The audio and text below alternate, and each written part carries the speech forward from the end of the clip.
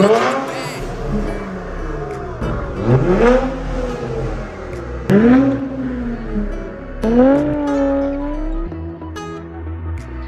is up, YouTube? It's your boy Speedy Course here coming to with another video. And in today's video, we got a good one in store. We are going to be installing the lower downpipes by AMS, the 3-inch downpipes. And I'm super excited about that because we're going to pick up some good power with the Q60.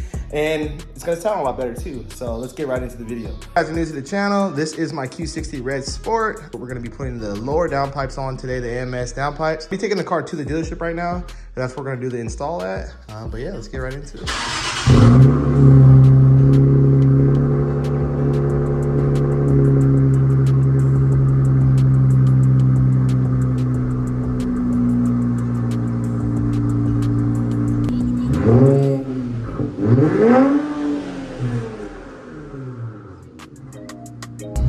Alright guys, so heading to the shop right now. So I want to give you guys a little quick sound of how it sounds right now before the lower downpipes.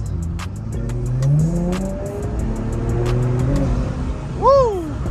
Alright. Bro, the intake sounds so good.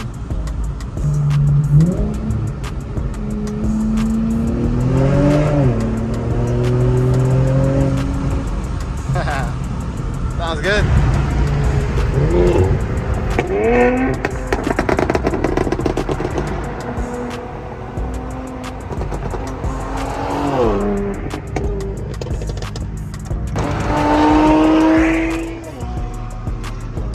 All right, guys, so we are at the shop now. We are about to install the lower downpipes. These are the Alpha AMS lower downpipes, the 3-inch right here. Comes with all the hardware that you will need, an adapter plate and all that, and then also some stickers and stuff like that. So it should be pretty cool. I'm gonna switch over to the GoPro right now so that I can film almost everything I do, kind of, and get it going. So yeah, let's go ahead and get it started. Guys, so first things first, you're gonna go ahead and remove the 14 mil bolts that hold in the stock white pipe to the cats on both sides. And then the second thing we're gonna go ahead and do, you're gonna remove the bottom bolt right there.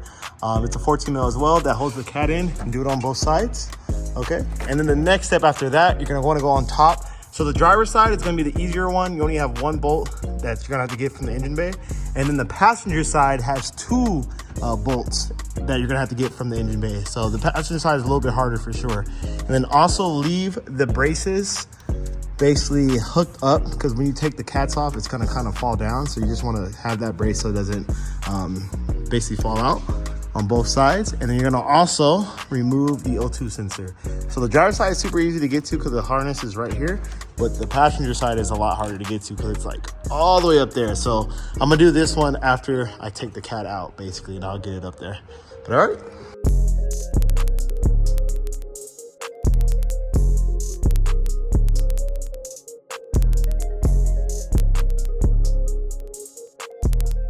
So after you remove your engine cover, go ahead and you're gonna go ahead and want to remove this engine harness, and you just put a flathead screwdriver in there and pop that open. You'll be able to do that, and also do it right here as well. So you just can move it out the way because the first bolt is right there. It's hard to see.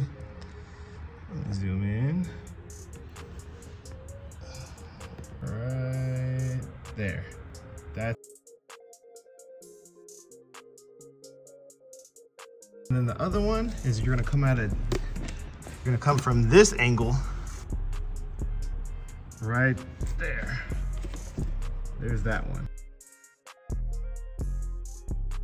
I'm gonna go ahead and use a breaker bar because this has no guts. So we're gonna use this to break loose the bolt. And then I'm also using the extension. So it's gonna basically go fishing down there to get this. So let's get it going. First one came out as a whole stud, so the bolt and the nut and the bolt came off together. So if that happens, you're fine, you'll be good. But yeah, got the passenger side, both bolts out, or nuts out, and now it's time to get the driver's side, which is you're gonna come from this angle right here, just like that, and there it is. That's it right there. So, all right, cool. Should be good to go. So I was just underneath the car because I was guiding on the socket onto the stud slash nut. So now I'm lowering the car so I can break that bolt loose, be good to go. But check this out. Dang, good luck. Ladybug landed on the AMS downpipes? Shit, we're gonna make 800 horsepower now. All right, guys, we got everything all bolted down. Everything is nice and sturdy. Got all the bolts and nuts torqued down. Got the O2 sensors plugged in on both sides. All right, everything is good. And I also tightened everything from the top, as you guys saw. So I'm gonna go ahead and turn the car on right now so you guys can hear it. But before then, I'm gonna do a quick oil change, which is gonna be about 2 seconds for you guys, because you're gonna be watching this. But for me, it's gonna be about 30 minutes. I'm gonna do a quick oil change and we'll turn it on.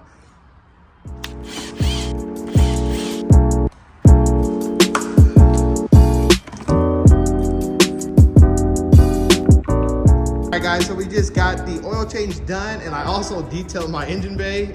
I don't know if you guys can tell, but yeah, it looks way better now. I said I was gonna detail in the last video, and I finally did. Turn the car on to hear how it sounds. I'm super excited. It should sound pretty good, and I'm also gonna check that, make sure the oil is not leaking. So let's do it.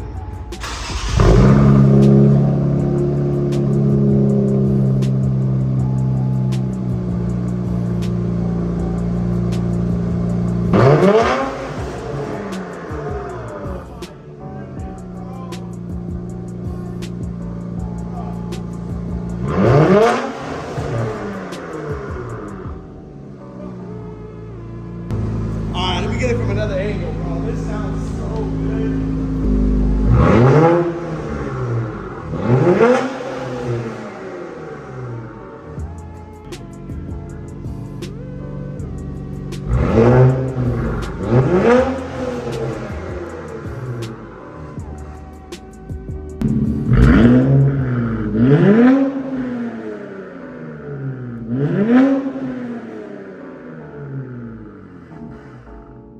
You guys, I love how it sounds. I'm about to go take it for a test ride to see if we can feel the power difference. But so far, bro, I love how this car sounds now. It sounds so better. You can hear the turbos way more.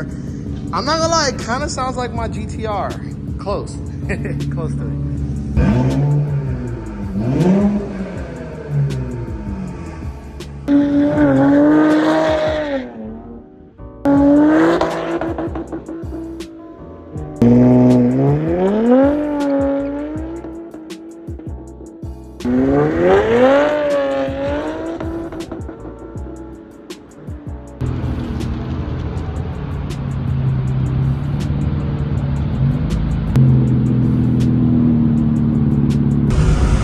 What is up, YouTube?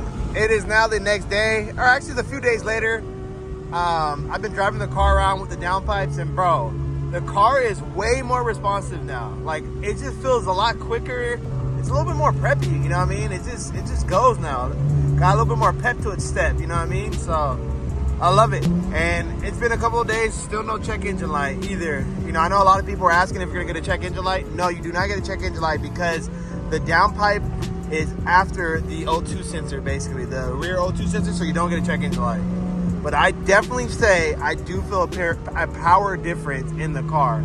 So if we got a tune, I completely believe that this car will be a lot faster, for sure.